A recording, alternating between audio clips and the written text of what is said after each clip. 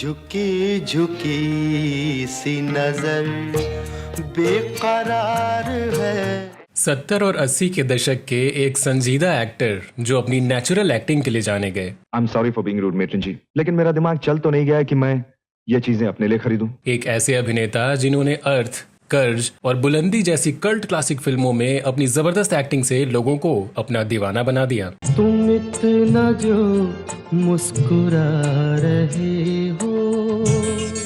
साधारण से दिखने वाले एक ऐसे कलाकार जिनमें उस दौर का हर आम इंसान अपना अक्स देखने लगा था। हम जीत सकते नहीं, हम जीतेंगे। We will win this match. लेकिन क्या आप जानते हैं कि इस अभिनेता का रियल लाइफ के किसी सस्पेंस फिल्म की तरह ही रहा और ये अचानक बॉलीवुड से गायब हो गए। वो शेर है तू जो समझने से पहले ही दिल में उतर जाए, जो सुनने से पहले ही तड़पा दे, मौसीकी का वो गुदाज है तू। क्या आप मानेंगे कि जब इन्हें फिल्मों में काम मिलना बंद हो गया तो इन्हें किसी मजबूरी में अमेरिका के न्यूयॉर्क जाकर टैक्सी ड्राइवर का काम करना पड़ा और ये वहां से भी गायब हो गए। और क्या आप यकीन करेंगे कि बाद में किसी ने इन्हें अमेरिका के पागल खाने में देखा जहां इन्हें जानने वाला और मिलने वाला कोई नहीं था।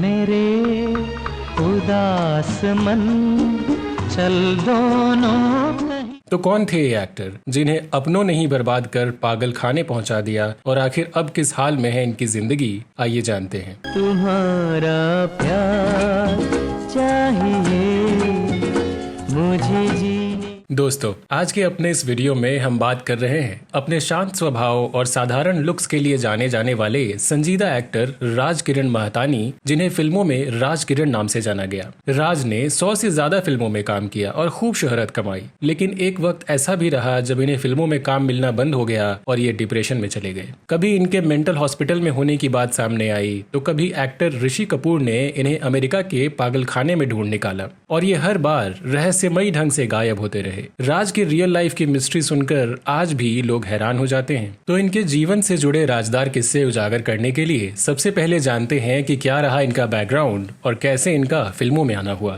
राज किरण का जन्म 19 जून 1949 को मुंबई के एक सिंधी परिवार में हुआ था। राज के माता पिता या फैमिली हिस्ट्री के बारे में ज्यादा जानकारी नहीं मिलती। हालांकि 1975 में 26 साल की उम्र में राज को B.R. इशारा साहब की फिल्म कागज की नाव से बॉलीवुड में एंट्री करने का मौका मिला था। हर जन्म में हमारा मिलन। फिल्म में राज के ऑपोजिट एक्ट्रेस सारिका नजर आई थी और दोनों की जोड़ी को लोगों ने खूब पसंद किया था। मैं तुम्हें देवता मान लूं, मन मेरा। राज का फिल्मी सफर चल पड़ा और 1980 में राज की 5 फिल्में रिलीज हुईं और इन सभी फिल्मों में राज की एक्टिंग को भी पसंद किया गया। हालांकि इनमें सबसे ज्यादा प्रशंसा फिल्म कर्ज में निभाए इनके रोल के लिए हुई, जिसमें इन्होंने रवि वर्मा के रोल में ऋषि कपूर के पिछले जन्म का किरदार निभाया था।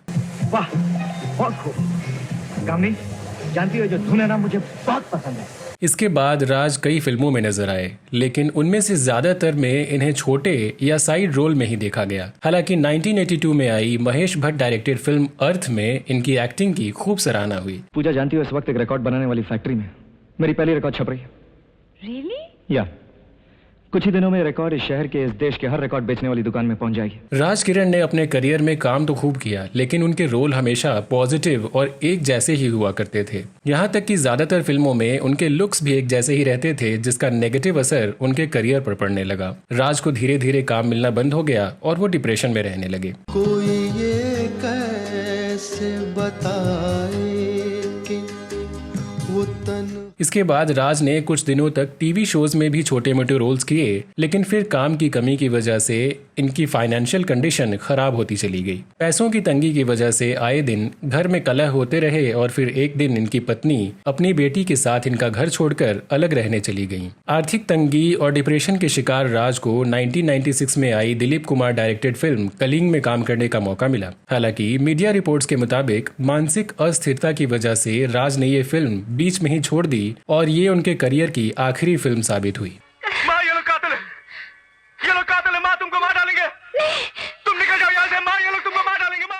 तभी खबर आई कि राज किरण काम की तलाश में अपने बिजनेसमैन भाई गोविंद महतानी के साथ न्यूयॉर्क चले गए हैं, लेकिन काम न मिलने की वजह से उन्होंने वहां टैक्सी चलाना शुरू कर दिया है। खैर, रिपोर्ट्स की माने तो इस खबर के कुछ समय बाद वो अपनी परेशानियों से छुटकारा पाने के लिए सत्य साईं बाबा से मिलने वापस भारत लौटे और बैंगलोर में चल रहे बाबा के इवेंट में जा पहुंचे। हालांकि ज्यादा लोगों की भीड़ होने की वजह से वो बाबा से नहीं मिल पाए और इवेंट खत्म होने के बाद बाबा से मिलने के प्रयास में उनके चैम्बर की दीवार फांदने का प्रयास करने लगे। जब लोग उन्हें नीचे उतारने लगे तो पहले तो वो समझाते रहे कि उनका बाबा से मिलना बहुत जरूरी है, लेकिन जब लोग फिर भी नहीं माने तो राज हिंसक हो गए। फिर मीडिया ने यह खबर छाप दी कि राज किरण साईं बाबा के चैम्बर में घुसकर उन्हें मारना चाहते थे। इस घटना के बाद लोकल पुलिस ने उन्हें जेल में बंद कर दिया और बाद में उन्हें मुंबई लाकर भायखाला के मसीना मेंटल हॉस्पिटल में भर्ती करवा दिया गया। महेश भट्ट ने अपने एक इंटरव्यू में बताया था कि राज से मिलने मेंटल हॉस्पिटल में उनके साथ कई और सेलिब्रिटीज भी गए और सबको राज की ये स्थिति देखकर बहुत दुख हुआ। राज के हॉस्पिटल से छूटने के बाद महेश भट्ट ने उन्हें काम दिलवाने की कोशिश भी की, लेकिन राज के पब्लिक प्लेस पर हिंसक व्यवहार के कारण मीडिया से लेकर फिल्म इंडस्ट्री तक उनकी छवि खराब हो चुकी थी और इसी वजह से उन्हें दोबारा काम नहीं मिल सका। इसी मायूसी के साथ राज ने एक बार फिर अपने भाई के घर यानी न्यूयॉर्क का रुख किया। इसके बाद अगले 10 साल तक राज के बारे में कोई जानकारी नहीं मिली। लोगों को ये भी अंदाजा नहीं रहा कि राज अब जिंदा हैं भी या नहीं। ऐसे में फिल्म इंडस्ट्री में उनके गिने चुने दोस्तों ने राज किरण को ढूंढने का काम शुरू किया। डायरेक्टर प्रकाश झा के करियर की पहली फिल्म हिप हिप हुर्रे में राज किरण के साथ काम कर चुकी दीप्ति नवल राज की दोस्त थी, जिन्होंने फेसबुक के जरिए एक पोस्ट शेयर किया और लिखा, मैं फिल्मी दुनिया का हिस्सा रहे अपने एक दोस्त को ढूंढ रही हूँ जिसका नाम राज किरण है। हमारे पास उनकी कोई खोज खबर नहीं है। आखिरी बार उन्हें न्यूयॉर्क सिटी में कैब चलाते देखा गया था। अगर किसी को इस मामले में कोई खबर मिले तो प्लीज हमें बताएं। राज किरण के साथ फिल्म कर्ज में काम कर चुके ऋषि कपूर ने अपने एक इंटरव्यू में बताया था कि 2011 में जब मैं अमेरिका में था, राज को ढूंढने के लिए मैंने उनके न्यूयॉर्क स्थित भाई गोविंद से संपर्क किया। जब गोविंद ने मुझे बताया कि राज जिंदा हैं, तब मेरी सांस में सांस आई। मुझे ये भी पता चला कि राज एटलांटा सिटी के मेंटल हॉस्पिटल में भर्ती हैं, जहां उनका इलाज चल रहा है।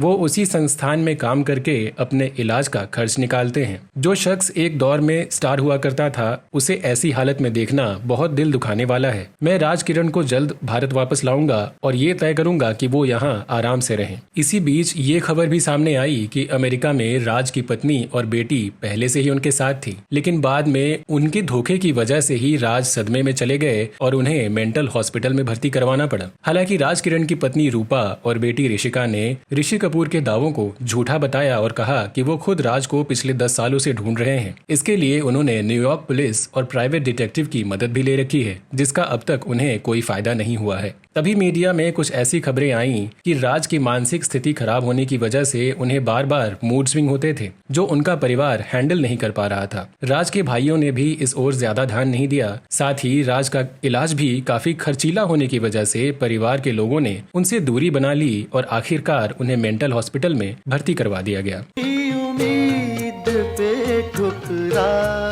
रहा हूं दुनिया। मीडिया रिपोर्ट्स कुछ और कहानी बयां कर रहे थे और परिवार वालों की अपनी दलील थी। सच्चाई क्या रही ये कह पाना मुश्किल है।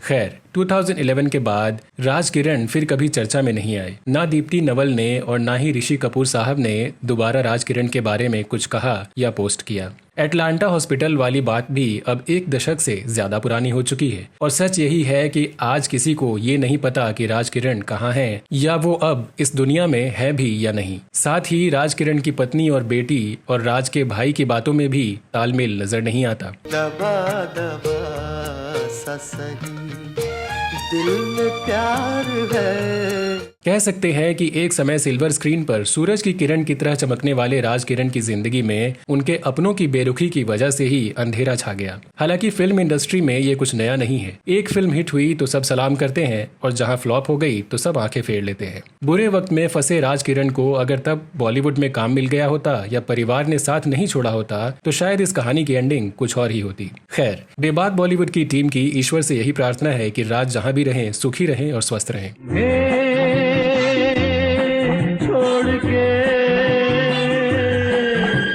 इसी कामना के साथ आज के वीडियो में बस इतना ही। बॉलीवुड के किसी बेबाक स्टोरी के साथ अगले वीडियो में आपसे फिर होगी मुलाकात। तब तक के लिए नमस्कार।